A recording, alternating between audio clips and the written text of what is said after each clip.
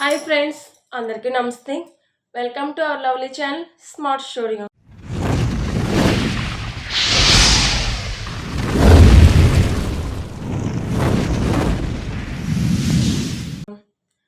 మనం already tissues గురించి తెలుసుకున్నాం.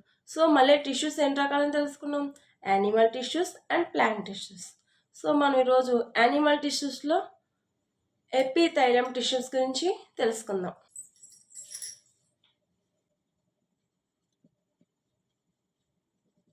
Animal tissue. ఓకే, మనం ఊపిరి పీల్చుకున్నప్పుడు మన బాడీలో అంటే మన చెస్ట్ క్యావిటీలో కొన్ని మార్పులను జరుగుతాయి, అవునా? సో ఊపిరి పీల్చుకున్నప్పుడు ఏమవుతుంది, మనకు ఆక్సిజన్ ఇన్సైడ్ వెళ్తుంది. అలాగే ఊపిరి వదిలినప్పుడు కార్బన్ డైఆక్సైడ్ అనేది బయటకు వస్తుంది. మన చెస్ట్ క్యావిటీ అనేది కొద్దిగా ఇంక్రీజ్ అవుతుంది, డిస్క్రీజ్ అవుతుంది కదా. ఈ మజిల్ సెల్స్ యొక్క కాంట్రాక్షన్ అండ్ రిలాక్సేషన్ వల్ల మనకి మూమెంట్స్ అనేవి వస్తాయి. అండ్ రిలాక్సేషన్, ఈ మజిల్ సెల్స్ యొక్క కాంట్రాక్షన్ అండ్ రిలాక్స్ వల్ల మనకి మూమెంట్స్ అనేవి చూపిస్తాం.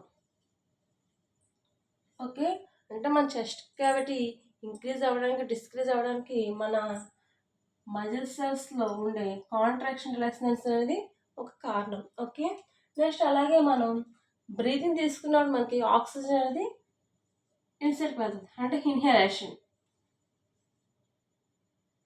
ఓకే, సో మరి ఇలా తీసుకున్న ఆక్సిజన్ బాడీ అంతా ఎలా స్ప్రెడ్ అవుతుంది? సో మనం తీసుకున్న ఆక్సిజన్ అనేది లంగ్స్కి వెళ్తుంది. సో లంగ్స్లో ఉన్న ఆల్వోల్ ఇవన్నీ కూడా బాడీ అంతా కూడా స్ప్రెడ్ చేస్తాయి, అవునా? సో మనకి రెస్పిరేషన్ ప్రాసెస్లో మనం ఇది అసలు ఆక్సిజన్ ఎలా వెళ్తుంది బాడీ అంతా కూడా మనం తెలుసుకుంటాం. ఓకే, సో లంగ్స్కి వెళ్ళిన తర్వాత అక్కడ నుంచి బ్లడ్లోకి వెళ్ళి సో బాడీ అంతా కూడా ఆక్సిజన్ అనేది క్యారీ అవుతుంది. ఓకే, మరి ఆక్సిజన్ అనేది సెల్స్కి అవసరమా? సెల్స్కి ఈ ఆక్సిజన్ అనేది అవసరమా?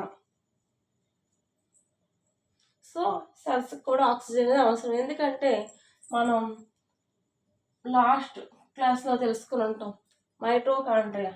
ఓకే, ఆ మైటోకాండ్రియాలో మనకి చూడండి సెల్యులర్ రెస్పిరేషన్ జరగడానికి ఈ ఆక్సిజన్ అనేది అవసరం.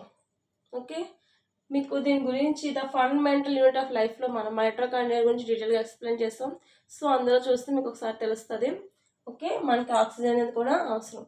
సో సెల్స్లో సెల్యులర్ రెస్పిరేషన్ జరగడానికి ఈ ఆక్సిజన్ అనేది యూజ్ అవుతుంది. ఓకే, అలాగే మన బాడీలో జరిగే అన్ని యాక్టివిటీస్కి కూడా మనకి ఈ సెల్స్ అనేవి చాలా ఇంపార్టెంట్. ఓకే, అలాగే బ్లడ్ అనేది బాడీ అంతా ఫ్లో అవుతూ బ్లడ్ ద్వారా ఆక్సిజన్ని అలాగే ఫుడ్ వీటిని బాడీలో ఉన్న డిఫరెంట్ పార్ట్స్ వరకు కూడా ఈ బ్లడ్ అనేది ట్రాన్స్పోర్ట్ చేస్తుంది. అలాగే బాడీలో ఉన్న వేస్టెస్ అంటే అవి కార్బన్ డైఆక్సైడ్ కావచ్చు, నెక్స్ట్ ఎక్స్క్రెషన్ అవ్వచ్చు. సో ఇవన్నీ కూడా మళ్ళీ బాడీ బయటికి రిలీజ్ చేస్తాయి, ఎక్స్క్రెషన్ ద్వారా బయటికి రిలీజ్ చేస్తాయి. సో మన బాడీలో జరిగే అన్ని ఫంక్షన్స్కి సెల్స్ అనేవి డిఫరెంట్గా ఉంటాయి. సో ఒక్కొక్క సెల్ కొన్ని డిఫరెంట్ ఫంక్షన్స్ని చేస్తూ ఉంటాయి. సో అలాగే టిష్యూస్ కూడా డిఫరెంట్ టైప్ ఆఫ్ టిష్యూస్ ఉంటాయి. సో ఒక్కొక్క టిష్యూ కూడా ఒక్కొక్క రకమైన పర్టికులర్గా ఒక్కొక్క ఫంక్షన్ అవి చేస్తాయి. ఓకే, అలాగే మనకి బ్లడ్ ద్వారా వేస్టెస్ అంటే ఇప్పుడు చూడండి, ఇప్పుడు ఆక్సిజన్ ఇదంతా కూడా లంగ్స్ ద్వారా ఆల్వెల్ ద్వారా మొత్తం బ్లడ్లోకి వెళ్ళిపోద్ది. అలాగే మళ్ళీ అక్కడ మనకి ఆల్వెల్ నుంచి CO2 వస్తుంది. ఈ CO2 అనేది కూడా మళ్ళీ బయటకు రిలీజ్ అవుతుంది. అలాగే ఈ ఎక్స్క్రెషన్కి ఎందుకు యూజ్ అవుతాయి? కిడ్నీస్ యూజ్ అవుతాయి. సో కిడ్నీస్ ద్వారా మనకి ఎక్స్క్రెషన్ అనేది జరుగుతూ ఉంటుంది. ఓకే ఓకే మరి టిష్యూస్ ఉన్నాయి కదా, ఈ టిష్యూస్ అన్నీ ఒకే రకమైన వర్క్ చేస్తాయి అంటే వర్క్ చేయవు. సో ఆ టిష్యూస్ అనేవి కొన్ని రకాలైన టిష్యూ కొన్ని రకాల వర్క్ చేస్తాయి. అంటే ఈ టిష్యూస్ అనేవి కూడా వాటికంటూ కొన్ని స్పెషల్ సెల్స్ ఉంటాయి. సో ఆ స్పెషల్ సెల్స్ అనేవి సో ఒక ఫంక్షన్ మాత్రమే చేస్తాయి. సో ఎలా చూసుకుంటే మనకి యానిమల్ టిష్యూస్ అనేవి మళ్ళీ ఎన్ని టైప్స్ ఉన్నాయి తెలుసా? 4 టైప్స్ ఉన్నాయి. బాడీలో టిష్యూస్ ఏమైనా ఉన్నాయంటే మనం మెయిన్గా ఎగ్జాంపుల్గా ఏం చెప్పచ్చు అంటే మన బాడీలో టిష్యూస్కి బ్లడ్, అలాగే మజిల్స్, ఓకే, ఈ రెండు కూడా మనం బెస్ట్ ఎగ్జాంపుల్స్ అనమాట. టిష్యూస్కి ఎగ్జాంపుల్గా మనం బ్లడ్, మజిల్స్ చెప్పచ్చు. ఓకే, అలాగే టిష్యూస్ వర్క్ చేసే విధానం బట్టి, సో అవి చేసే ఫంక్షన్ బట్టి మళ్ళీ టిష్యూస్ అనేవి 4 టైప్స్. అంటే యానిమల్ టిష్యూస్ అనేవి 4 టైప్స్ అనమాట. సో ఇప్పుడు అవి ఏంటో చూద్దాము. ఓకే, నెక్స్ట్ వన్ చూడండి. యానిమల్ టిష్యూస్ అనేవి 4 టైప్స్. అందులో first one epithelial tissue and connective tissue, muscular tissue and nervous tissue. So ఇలా 4 టైప్స్గా యానిమల్ టిష్యూస్ని డివైడ్ చేస్తారు. సో మనం ఈరోజు ఈ క్లాస్లో మనం ఎపిథెలియల్ టిష్యూ గురించి డీటెయిల్గా నేర్చుకుందాం. చూడండి, యానిమల్ టిష్యూస్ 4 టైప్స్ అని చెప్పాం కదా. సో అందులో ఫస్ట్ వన్ ఒకటి ఎపిథెలియల్ టిష్యూ. సో మనం ఈ క్లాస్లో ఎపిథెలియల్ టిష్యూ గురించి తెలుసుకుందాం. ఈ ఎపిథెలియల్ టిష్యూ వల్ల యూజ్ ఏంటంటే బాడీ అంతా కూడా ప్రొటెక్ట్ చేస్తుంది. అలాగే మన బాడీ అంతటినీ కూడా ఇది కవర్ చేస్తుంది. ఓకే, అలాగే most of the body organs, అంటే బాడీలో ఉన్న అన్ని ఆర్గాన్స్ని, అలాగే క్యావిటీస్, సో వీటన్నిటిని కూడా ఇది కవర్ చేస్తుంటుంది. అంటే ఒక ఆర్గన్స్ ఉన్నాయంటే ఆర్గన్స్లో ఫస్ట్ ఉండే లేయర్ ఏంటంటే, సో ఆర్గాన్ని కవర్ చేస్తూ ఫస్ట్ ఉండే లేయర్ ఏంటంటే ఈ ఎపిథెలియల్ టిష్యూ అనమాట. ఓకే, అలాగే మన ఎపిథెలియల్ టిష్యూస్ ఎక్కడెక్కడ ఉంటాయంటే లైనింగ్ ఆఫ్ మౌత్, అంటే చూడండి మన మౌత్లో కూడా ఒక సన్నటి లేయర్ ఉంటుంది, అది ఎపిథెలియల్ టిష్యూ అనమాట. అలాగే ఇంకెక్కడ ఉంటాయి కిడ్నీ ట్యూబ్లస్, అంటే కిడ్నీలో అంటే చూసారా, కిడ్నీలో మన ట్యూబ్స్ ఉంటాయి, ఏది యూట్రస్. సో ఆ యూట్రస్ దగ్గర కూడా ఎపిథెలియల్ టిష్యూ అనేది ఉంటుంది. అలాగే ఇంకా స్కిన్, అంటే ఓకే మన స్కిన్లో కూడా ఈ పై లేయర్ ఉంది కదా, ఇదంతా కూడా ఎపిథెలియల్ టిష్యూ అనమాట. ఓకే, నెక్స్ట్ వన్ ఇంకా బ్లడ్ వెజల్స్లో ఉండే ఫస్ట్ లేయర్ అనమాట. ఓకే, ఇవన్నీ కూడా ఎపిథెలియల్ టిష్యూస్తో మేడప్ అయి ఉన్నాయి. అలాగే మనకి ఎపిథెలియల్ టిష్యూ ఏంటంటే ఆ బాడీలో ఉన్న డిఫరెంట్ ఆర్గాన్స్ని వేరు చేస్తుంది. సో ఆర్గాన్స్ అన్నీ కూడా ఒకదానితో ఒకటి కలిసిపోయినట్టు ఉండకుండా ఆర్గాన్స్ని ఇది సపరేట్ చేస్తుంది, డిఫరెంట్ ఆర్గాన్స్ని ఇది సపరేట్ చేస్తుంది అన్నమాట. ఓకే, సో ఇలా ఎపిథెలియల్ టిష్యూ అనేది మనకి యూజ్ అవుతుంది. అలాగే మనకి ఎపిథెలియల్ టిష్యూస్లో కనుక చూస్తే సెల్స్ అనేవి ఎలా ఉంటాయంటే అవన్నీ కూడా చాలా దగ్గరగా ఉంటాయి అన్నమాట. సో ఇలా సెల్స్ అన్నీ కూడా చాలా దగ్గరగా ఉంటాయి, చాలా దగ్గరగా ఉంటాయి అన్నమాట. సో ఈ సెల్స్ మధ్యలో మనకి ఒక రకమైన సిమెంట్తో ఉంటుంది. సో ఈ సిమెంట్ ఉండి ఇవన్నీ కూడా చాలా దగ్గరగా ఉంటాయి అన్నమాట. సో ఇందులో ఇంటర్ సెల్యులర్ ప్లేసెస్ అనేవి ఉండవు. Inter cellular places. సో ఈ ఇంటర్ సెల్యులర్ ప్లేసెస్ అనేవి ఉండకపోవడం వల్ల ఇవన్నీ కూడా చాలా టైట్గా ఉండి ఒకదానితో ఒకటి అటాచ్ అయ్యి ఉంటాయి అన్నమాట. ఓకే, సో అర్థమైందా మీకు?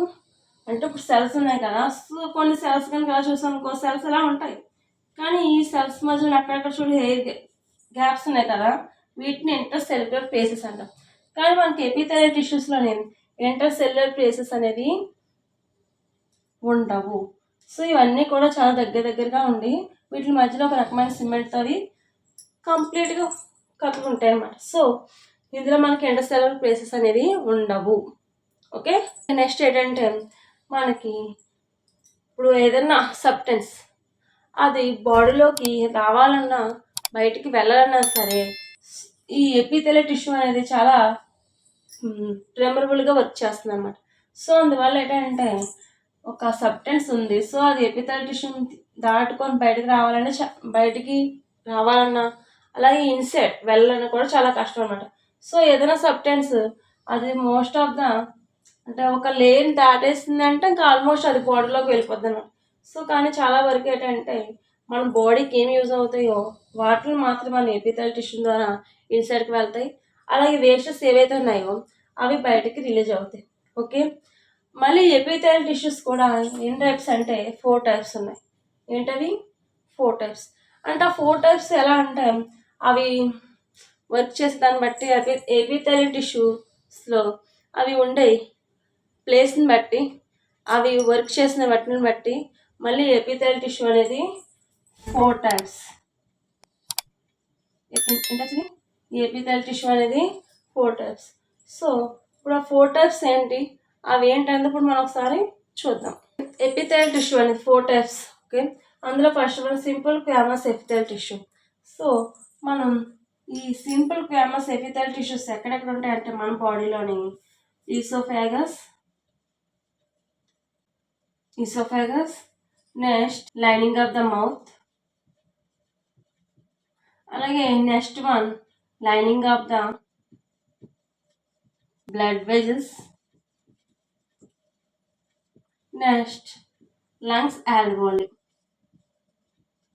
ఓకే, ఈ 4 టైప్స్ అంటే ఈ 4 పార్ట్స్లో మనం ఈ సింపుల్ క్వామస్ ఎపిథెల్ టిష్యూస్ని చూడొచ్చు. అది first one oesophagus, lining of the mouth. Oesophagus అంటే మన ఫుడ్ పై చూసారా, సో అక్కడ అన్నమాట. అలాగే లైనింగ్ ఆఫ్ మౌత్, మన మౌత్తో చూస్తే మనకి ఇటు సైడ్ దవడ సైడు అంటే బుగ్గల లోపల మనకి సన్నట్ లేయర్ ఉంటుంది చూసారా, సో అది సింపుల్ క్వామస్ ఎపిథెల్ టిష్యూ అన్నమాట. అలాగే lining of the blood veggies, మన బ్లడ్ వెజెస్ చూస్తే ఆ బ్లడ్ వెజెస్ మీద కూడా మనం ఈ సింపుల్ క్వామస్ ఎపిథెల్ టిష్యూస్ చూడవచ్చు. అలాగే లంగ్స్లోని ఆల్వియోలి. ఓకే, నెక్స్ట్ మన యొక్క simple squamous epithelial tissue structure ఏ విధంగా ఉంటుందంటే చూడండి.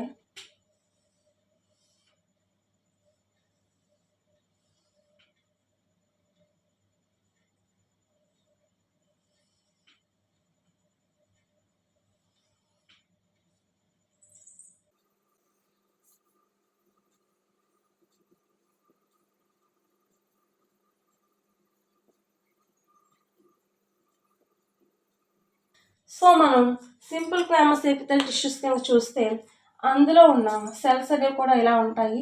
అంటే ఇది ఎలా ఉంటుందంటే చాలా ఫ్లాట్గా ఉంటాయి అన్నమాట. ఓకే, ఫ్లాట్గా ఒక స్కేల్ టైప్లో చాలా సింపుల్గా ఉంటాయి అన్నమాట ఇందులో టిష్యూస్ అనేవి.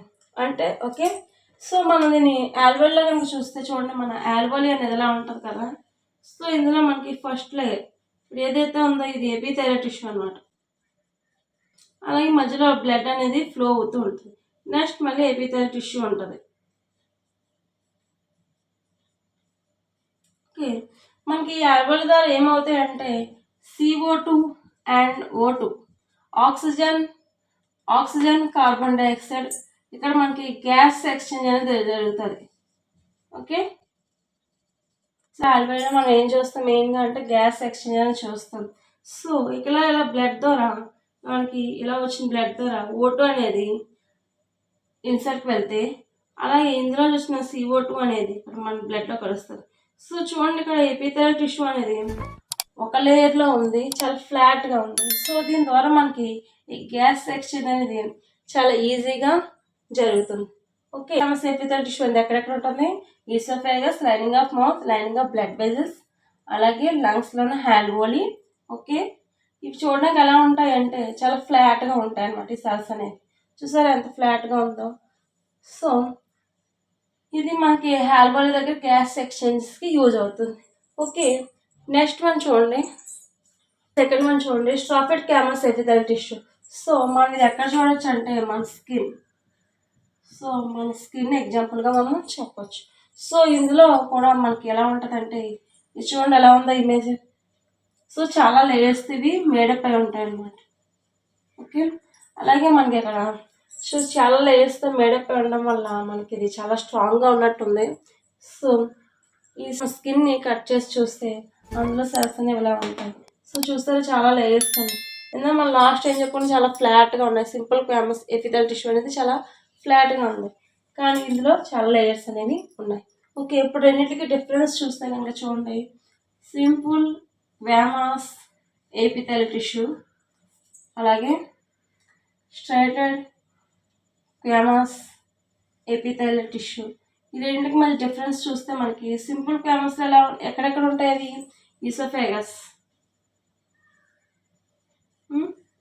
ఈసోఫాగస్ ఇంకా ఆల్వియోలి, బ్లడ్ వెజల్స్, మరి స్ట్రాటిఫైడ్ క్వామస్ ఎపిథెల్ టిష్యూకి మన ఎగ్జాంపుల్గా ఏం చెప్పచ్చు, స్కిన్ చెప్పచ్చు. సో మనకి ఈ పార్ట్స్లో మాత్రమే ఈ రకాల టిష్యూస్ మనం చూడవచ్చు. ఓకే, నెక్స్ట్ వన్ చూడండి, క్యూబాయిడల్ ఎపిథెల్ టిష్యూ. సో మనకి దీనికి క్యూబాయిడల్ ఎందుకు అంటున్నామంటే ఇందులో టిష్యూస్ అన్నీ కూడా ఒక క్యూబ్ టైప్లో ఉంటాయి. సో అందువల్ల దీన్ని క్యూబాయిడ్ ఎపిథెలియం టిష్యూ అంటాం.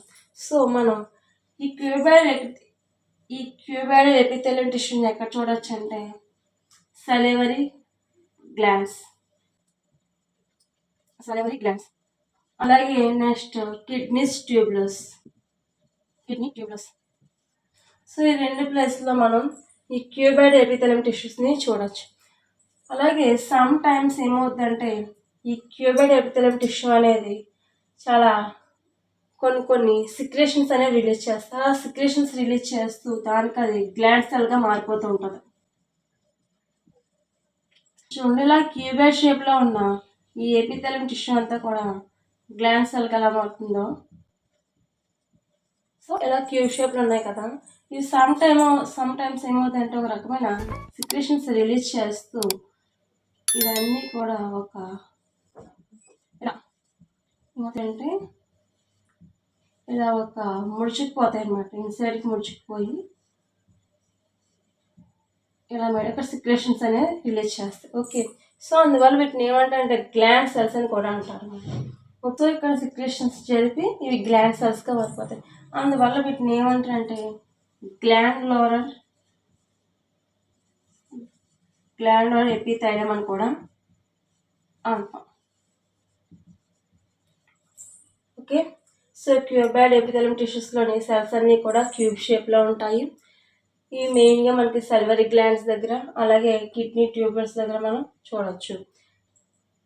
ఈ క్యూబాయిడ్ ఎపిథెలియం టిష్యూ సమ్ టైమ్స్ ఏమవుతుందంటే కొన్ని రకాలైన సిక్రేషన్స్ రిలీజ్ చేస్తాయి. సో అలా రిలీజ్ చేసేటప్పుడు స్ట్రైట్గా ఉన్న ఇవి ఎపిథెలియం టిష్యూ అంతా కూడా ముడుచుకుపోయి సో అక్కడ కొన్ని రకాలైన సిక్రేషన్స్ జరుపుతాయి. సో అందువల్ల వీటిని మనం ఏమంటున్న గ్లాండ్ సెల్స్ అంటాం. వీటిని గ్లాండ్యులర్ ఎపిథెలియం అని కూడా అంటాం. ఓకే, నెక్స్ట్ ఫోర్త్ వన్ చూడండి, కాల్మనర్ ఎపిథెలియం టిష్యూ. సో ఇందులో కనుక మనకి సెల్స్ చూస్తే ఈ విధంగా ఉంటాయి. సో ఇది మనకి మెయిన్గా సిక్రేషన్ జరిగే చోట ఉంటాయి. అంటే మనకి small instant, large instant. So ఈ ప్లేస్లో మనం ఈ కాల్మనర్ ఎపిథెలియం టిష్యూస్ని మనం చూడవచ్చు. సో ఇన్స్టెంట్లో మనకి ఎందుకు యూజ్ అవుతాయి సిక్రేషన్స్, అలాగే అబ్జర్షన్. సో వీటికి మనకి ఇన్స్టెంట్లీ కాల్మనర్ ఎపిథెలియం టిష్యూస్ అనేవి యూజ్ అవుతాయి. మనకి ఇక్కడ కాలమ్నర్ అంటే మీనింగ్ ఏంటంటే ఫిల్లర్. ఎందుకు ఫిల్లర్ అంటామంటే చూడండి ఇవన్నీ కూడా ఒక స్తంభం టైప్లో ఉన్నాయి కదా, సో అందువల్ల వీటిని కాల్మనర్ ఎపిథెలియం టిష్యూ అంటాం. అలాగే ఇది మనకి రెస్పిరేషన్ ట్రాక్ ఉంటుంది చూసారా, ఆ ట్రాక్ ద్వారా అంటే చూడండి ఫర్ ఎగ్జాంపుల్ ఇలా మనకి రెస్పిరేషన్ ట్రాక్ ఉంది కదా, సో ఇక్కడ మనకి cilia so cilia type hair like structures ఉంటాయి ఇక్కడ. సో వీటి ద్వారా ఏంటంటే అక్కడ మూమెంట్స్ అనేవి చాలా ఈజీగా జరగడానికి ఈ సీలియాని యూజ్ అవుతాయి. సో మనకి రెస్పిరేషన్ ట్రాక్లో ఈ సీలియాస్ అనేవి ఉంటాయి. ఇవి ఎలా ఉంటాయి అంటే సపోజ్ చూడండి, సో ఇవి సెల్స్ అంటే ఈ సెల్స్ ఇలా ఎయిర్ లెక్ స్ట్రెచెస్ కదా ఇవి. సో ఈ విధంగా ఉంటాయి. సో ఇలా ఉండడం వల్ల ఏంటంటే మనకి ఇక్కడ మ్యూకస్ కానీ ఓకే అలాగే ఏమైనా సబ్స్టెన్స్ కానీ ఈజీగా మూవ్ అవడానికి యూజ్ అవుతుంది. సో సీలియా ఉండే ఈ కాల్మనర్ ఎపిథెలియం టిష్యూని ఏమంటున్నారండి సీలియేటెడ్ కాల్మనర్ ఎపిథెలియం టిష్యూ అంటాం. Ciliated columnar epithelium tissue. Okay, so మనకి కాల్మనర్ ఎపిథెలియం టిష్యూ అనేది ఈ విధంగా ఉంటుంది స్ట్రక్చర్ చూస్తే. సో ఇందులోని సెల్స్ అనేవి కూడా చాలా టాల్గా ఉంటాయి. ఇది మనకి మెయిన్గా ఇన్స్టెంట్లో చూడొచ్చు. ఇన్స్టెంట్ దగ్గర మనకి సిక్రేషన్స్కి, అబ్జర్షన్స్కి ఇవి యూజ్ అవుతాయి. సో ఈ కాల్మనర్కి మీనింగ్ ఏంటంటే పిల్లర్ అండ్ మీనింగ్. సో ఎందుకంటే స్తంభంలా ఉండడం వల్ల వీటిని కాల్మనర్ సెల్స్ అంటారు. ఓకే, అలాగే మనకి రెస్పిరేషన్ జరిగే ట్రాక్లో మనకి సీలియా అనే ఎయిర్ లెక్ స్ట్రెచెస్ ఉంటాయి. సో అవి మనకి మ్యూకస్ ఇలా సబ్టెన్స్ని మూమెంట్లో యూజ్ అవుతాయి. సో ఈ సీలియాని కలిగి ఉన్న కాల్మర్ ఎపిథెలియల్ టిష్యూస్ని ఏమంటామంటే సీలియేటెడ్ కాల్మర్ ఎపిథెలియల్ టిష్యూ అంటాం. ఓకే, దీంతో మనకి ఎపిథెలియల్ టిష్యూ కంప్లీట్ అయింది. క్లాస్లో మళ్ళీ కలుద్దాం.